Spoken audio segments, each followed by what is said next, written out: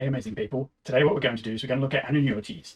Now, annuities are this special type of compound interest investment where equal repayments are being received on a regular basis, whether that be a yearly basis or a month-to-month basis or even a weekly basis. And what it's doing is it's allocating the value of that over a set period of time. Now, what we're going to do here is we're going to look at some examples.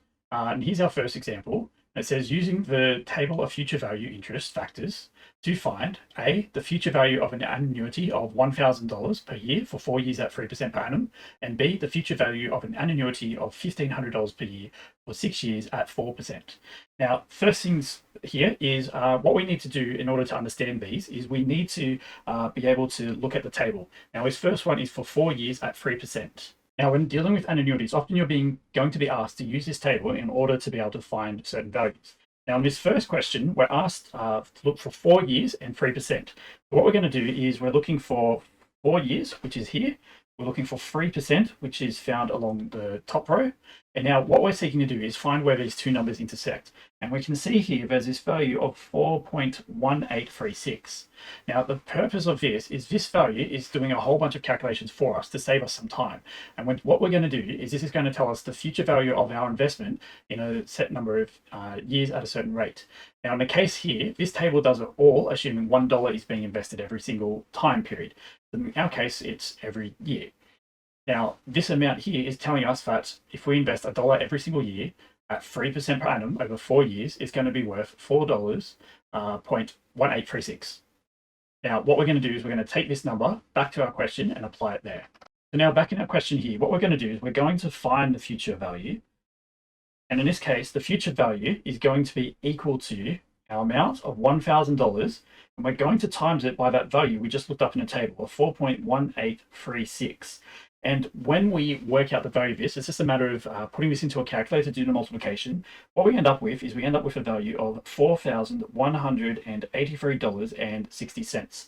So this is telling us when those $1,000 are being invested every single year for 4 years at 3%, this is going to be the total value of that over a set period of time. Now, what's happening here is what we're doing is we're doing an investment every single year. And when this investment is made, it's always assumed that it's made at the end of the year. So for that first $1,000 that's invested, that's not being made until the end of the first year. So it's not actually earning any interest in that year. But then what we're going to do is we're going to times 1 plus 0.03. We're just applying the compound interest formula here. But there is going to be this whole second year, the whole third year, and the whole fourth year of which this is earning interest. Then what we're going to do is we've got the second $1,000, and this is going to be 1 plus 0.03 again. And this is going to be for 2 years because it has the whole of the third year and the fourth year of which to earn interest.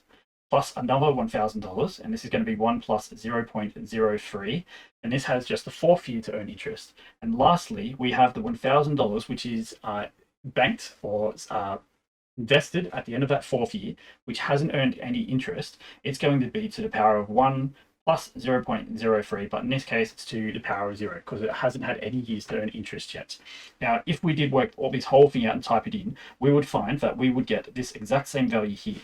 Now, the purpose of using the table is it allows you to be able to simplify what we've got here and just be able to use this value in order to get there. And that's the whole purpose of the table. Now, if we go to part B, we're also going to look at this one as well. So for this one, we've got our future value, and it's going to be $1,500 times, now for this one, it is 6 years at 4%. So we'll go look at the table, and here we'll find the amount. So it's 6 years at 4%, and where they meet is at this point here. So it's 6.6330.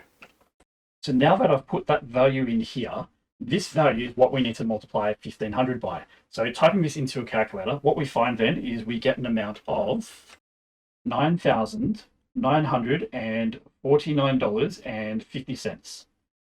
So what we're saying is so $1,500, which is being invested every year. So for year 1, there's $1,500 put in. Year 2, there's another $1,500 put in. Over those 6 years, for 4% per annum, we're going to have a total investment at the end of $9,949.50.